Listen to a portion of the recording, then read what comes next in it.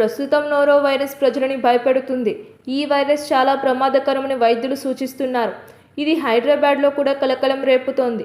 Noro వైరస్ను winter vomiting bug అని కూడా పిలుస్తారు. కలుషితమైన నీరు, ఆహారం ద్వారా ఈ వైరస్ వ్యాపిస్తుంది.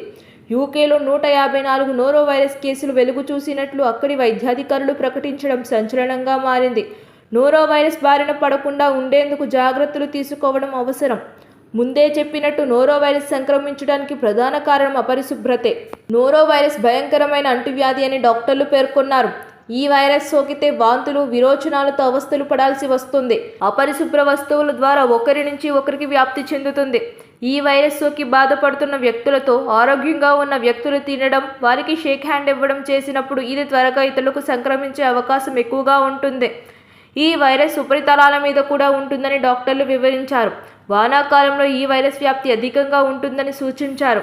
వానాకాలంలో అపరిశుభ్రంగా ఉన్న నీటిని ఎక్కువ మంది తీసుకుంటూ ఉంటారు.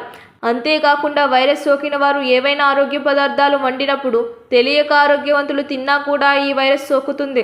నోరో వైరస్ ఒరోఫెకల్ ద్వారా వ్యాప్తి చెందుతుంది. పరిశుభ్రతను పాటించడం మీదే వైరస్ రావడం, రాకపోవడం అనేది ఆధారపడి ఉంటుందని చెబుతున్నారు.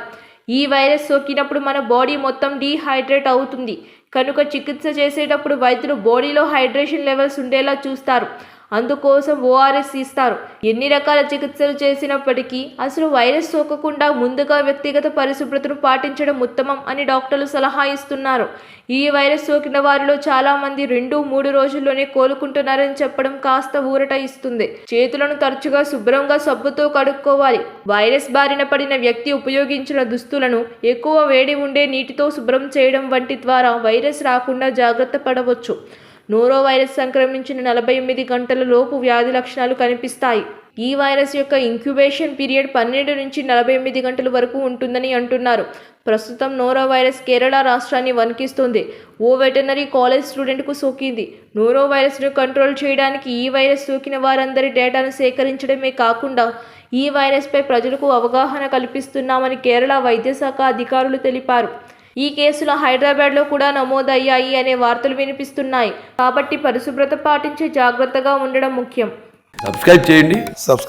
Please do subscribe to. Please like, share and subscribe to top Telugu TV. Top Telugu TV. Top Telugu TV.